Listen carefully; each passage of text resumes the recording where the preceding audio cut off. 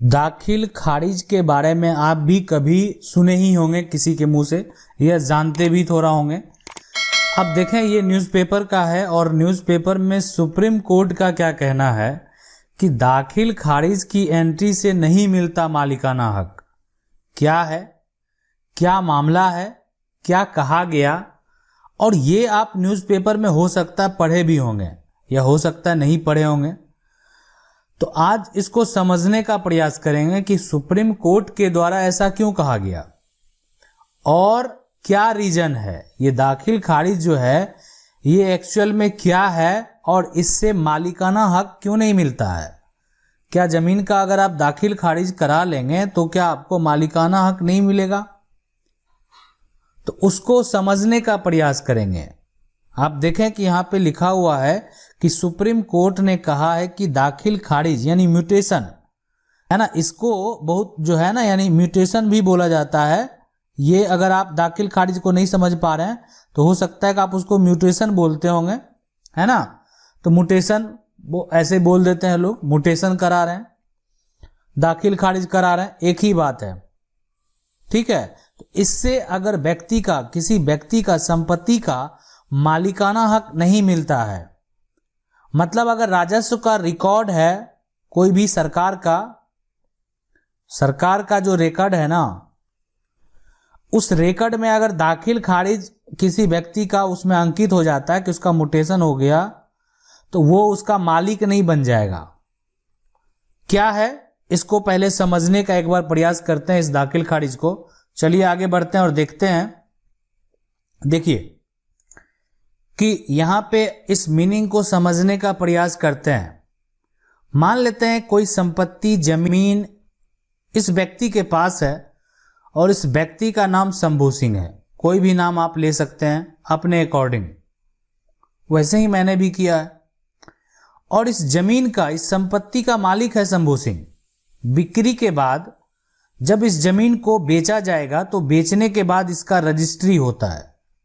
जब इसको बेचा जाएगा ना तो इसका रजिस्ट्री किया जाता है, और रजिस्ट्री होने के बाद जब ये रजिस्ट्री हो जाता है तो रजिस्ट्री में जो है स्टाम्प पेपर का यूज किया जाता है जिसकी मान्यता होती है न्यायालय में।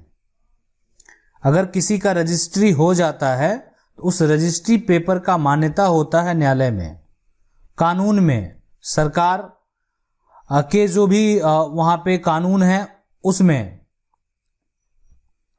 तो उस रजिस्ट्री का मतलब ये होता है ना कि शंभू सिंह के द्वारा जो भी प्रॉपर्टी था उसको बेच दिया गया अखिलेश सिंह को। मतलब ये जमीन जो है एक तरह से रजिस्ट्री कर दिया जाता है अखिलेश सिंह को। अब इस जमीन का मालिक कौन बनेगा? अखिलेश सिंह। लेकिन जब राजस्व का रिकॉर्ड देखा गया, राजस्व का यानी सरकार का जब रिकॉर्ड देखा गया, कोई भी राज्य सरकार का जब रिकॉर्ड देखा गया तो उसका दस्तावेज जो है वहां पे जो नाम दर्ज है वो शंभू सिंह का है। अब इस रजिस्ट्री कागज के आधार पे उस शंभू सिंह के नाम को हटाया जाएगा। मतलब वहां पे इस रजिस्ट्री दस्तावेज के आधार पे इस जमीन के लिए शंभू सिंह का नाम को हटा दिया जाएगा, मतलब कट कर दिया जाएगा, और नया व्यक्ति का नाम जो है वो जोड़ा जाएगा उसमें। वो है अखिलेश सिंह, जिन्होंने उस प्रॉपर्टी को रजिस्ट्री के आधार पे खरीदा। और रिकॉर्ड जब मेंशन किया जाएगा तो वहां पे इस रजिस्ट्री में जो भी डीड नंबर है या उसको भी मेंशन करके नोट कर लेगा। यानी पता चल गया कि जिस व्यक्ति का जमीन का जो एक प्रक्रिया हुआ बिक्री के बाद, नाम को हटाकर दूसरे व्यक्ति का नाम को दर्ज करना, तो वो हो गया दाखिल खारिज। तो आप बताइए कि क्या सिर्फ दाखिल खारिज से संपत्ति का मालिकाना हक मिलेगा? नहीं। दाखिल खारिज किस आधार पे हुआ? इस रजिस्ट्री, ये जो आप रजिस्ट्री का दस्तावेज देख रहे हैं उसके आधार पे हुआ। इसको बेचा गया था, उसका पहले रजिस्ट्री हुआ, रजिस्ट्री के बाद उसका दाखिल खारिज किया गया। इस व्यक्ति ने उसका दाखिल खारिज कराया, मतलब बिक्री के बाद संपत्ति का दाखिल खारिज हुआ। पहले संपत्ति को बेचा गया, उसका रजिस्ट्री किया गया, फिर जो सरकार का रिकॉर्ड है उसमें पहले वाले मालिक का नाम को हटाकर नए मालिक का नाम को दर्ज कर दिया गया। यही तो दाखिल खारिज है। लेकिन सुप्रीम कोर्ट ने क्या कहा कि दाखिल खारिज करा लेने से, राजस्व के रिकॉर्ड में नाम दर्ज करा लेने से, मतलब किसी राज्य सरकार का जो भी रिकॉर्ड है उसमें अगर आप नाम दर्ज करा लेते हैं तो आपको साफ संपत्ति का मालिक नहीं हो गए। और उन्होंने, अगर आप उस पूरे इंफॉर्मेशन को पढ़ें तो उन्होंने एक बात और कही कि वसीयत जो है, वसीयत किसी व्यक्ति का यानी मृत्यु के बाद ही मान्य है, और उससे पहले अगर उसके आधार पे कोई दाखिल खारिज करा भी ले या अन्य कुछ दस्तावेज तैयार कर ले तो उसका वहां पे मान्यता नहीं होगा। अब देखें, वही जमीन है या अन्य कोई जमीन है, वो उस पे नाम जो दर्ज है वो विनोद सिंह का है, इसका भी दाखिल खारिज कराया गया। तो इसका जो दाखिल खारिज कराया गया ना, वो फर्जी तरीके से दाखिल खारिज कराया गया, गलत तरीके से। जो भी तरीका हुआ होगा, ऐसे बहुत सारे व्यक्ति हैं जिनका आज भी जो दाखिल खारिज है ना वो फर्जी तरीके से हुआ है। मतलब संपत्ति का मालिक कोई और है और किसी तरह से उसमें नाम जो है रजिस्टर में दर्ज करा के उसका जो है दाखिल खारिज है ना वो करा लिया गया, और उसमें नया नाम जो आ गया वो संजय सिंह का आ गया। मतलब जमीन का अब वर्तमान में मालिक संजय सिंह, विनोद सिंह का जमीन है, हो सकता है मतलब जो है पुराने बहुत पहले ही, तो उसमें नाम दर्ज करा लिया और उसका दाखिल खारिज करा लिया, मतलब मोटेशन करा लिया। अब आप बताइए कि इसमें अभी सरकार के रिकॉर्ड में जिसका भी नाम दर्ज है ना वो फिलहाल अपने आप को मालिक समझता होगा, और वो वास्तविक में देखें अगर तो उसको जमीन बेचने का भी अधिकार है, इसलिए उसके पास उसका दाखिल खारिज है, सरकार के दस्तावेज में उसका नाम दर्ज है। लेकिन क्या कानूनी तरीके से संजय सिंह मालिक है? बिल्कुल नहीं।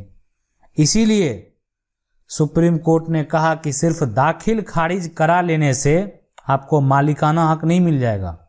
मतलब अगर किसी संपत्ति का आप एक जो है रसीद कटा लिए, मोटेशन करा लिए, तो आप मालिक नहीं बन गए उसका।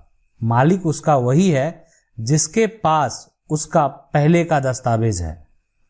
अब ये जो सवाल है इसको आप पोजीशन वाले सवाल से अटैच मत कीजिए कि मेरा ये है। अगर आपका जो मामला है वो कुछ अलग हो सकता है और आप हमें वो कमेंट करके पूछ सकते हैं कि आपका क्या मामला है, हो सकता है इससे कुछ डिफरेंट होगा वो। लेकिन सीधी बात ये, प्रॉपर्टी को अगर गलत तरीके से दाखिल खारिज करा लिया, जमाबंदी कायम कर लिया, मोटेशन करा लिया, तो उस केस में वह संपत्ति का मालिक नहीं हो जाएगा। तो आप देखें ये दाखिल खारिज प्रक्रिया जो होता, अब देखिए कुछ इसमें अन्य तरीके जो हैं कि दाखिल खारिज जो होता, मोटेशन जिसको बोलते हैं ना, वो सिर्फ बिक्री के बाद नहीं होता, वो बंटवारा के बाद भी होता है। कि मतलब अगर मान लेते हैं ये जमीन है, कोई एक प्लॉट है, जमीन है, अब वो आगे चल के अगर मान लेते हैं 2 भाई या 3 भाई में बट गया तो ये अलग अलग 3 पार्ट में इसका टुकड़ा हो जाएगा। ठीक है, अब ये किसी एक का मोटेशन होगा, किसी दूसरे का दाखिल खारिज होगा, किसी तीसरे का दाखिल खारिज होगा, मतलब 3 व्यक्ति का अलग अलग दाखिल खारिज हो जाएगा।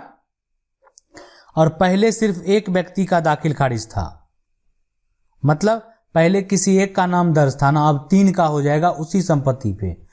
ठीक है, अलग अलग करके हो जाए, जैसे भी हो जाए, लेकिन उस पे जो है 3 का दाखिल खारिज होगा।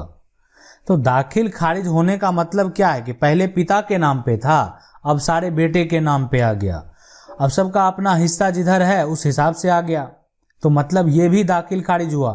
तो दाखिल खारिज होने से अब ये सारे जो अलग अलग भाई हैं वो मालिकाना हक रखते हैं कि नहीं रखते हैं? बिल्कुल रखते हैं। तो दाखिल खारिज अगर प्रॉपर तरीके से किया हुआ है तो मालिकाना हक रखते हैं, अगर गलत तरीके से किया गया है तो मालिकाना हक नहीं रखते हैं। तो इसीलिए हमारा कानून कहता है कि दाखिल खारिज सिर्फ करा लेंगे, जैसे भी आप करा लें, कराने का तो बहुत सारा तरीका है। आप किसी तरह से करा लिए मान लेते हैं अगर, या आपका मान लेते हैं बाय मिस्टेक जो है आपके रजिस्टर में जो राजस्व का रजिस्टर है, उसमें आपका दूसरे का जमीन दर्ज हो गया, आप उसको मोटेशन करा लिए, रसीद का सहयोग नहीं कर रहे हैं, तो वो करने से आप मालिक नहीं बन जाएंगे, संपत्ति का आप मालिक नहीं बन जाएंगे। ठीक है, तो ये होता है पूरा दाखिल खारिज प्रक्रिया। अब है कि अगर आपका कुछ सवाल है आप हमें कमेंट करके पूछ सकते हैं। अगर वीडियो अच्छा लगा तो वीडियो को लाइक जरूर कर दीजिएगा। चैनल को पहली बार देख रहे हैं तो सब्सक्राइब करके जो बेल आइकन है उसको जरूर दबा लीजिए। मिलते हैं अगले वीडियो में, तब तक के लिए जय हिंद।